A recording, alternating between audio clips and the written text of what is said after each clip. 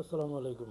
আজকে আমি একটা বিষয় নিয়ে কথা বলবো, সেটা হলো সেলফ রেসপেক্ট বা আত্মসম্মান। আসলে প্রত্যেকটা মানুষেরই আত্মসম্মান থাকাটা জরুরি।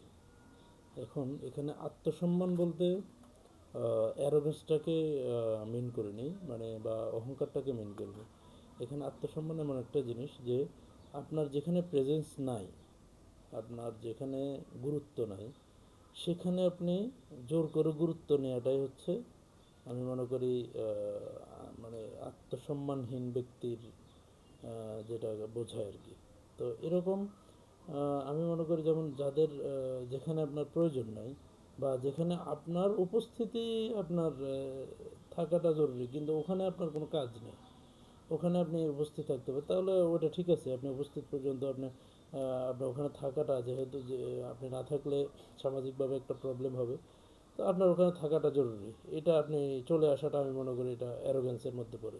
বাট আপনার ওখানে নিজেকে জোর করে আপনার উপস্থিতিটা মানে প্রমাণ দেয়া বা বোঝানোর চেষ্টা করা, এটা সেলফ রেসপেক্ট নষ্ট হওয়ার একটা ওয়ে হিসাবে আমি মনে করি।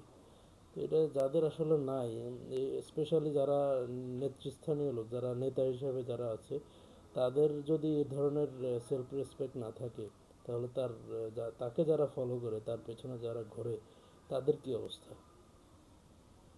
আসসালামু আলাইকুম।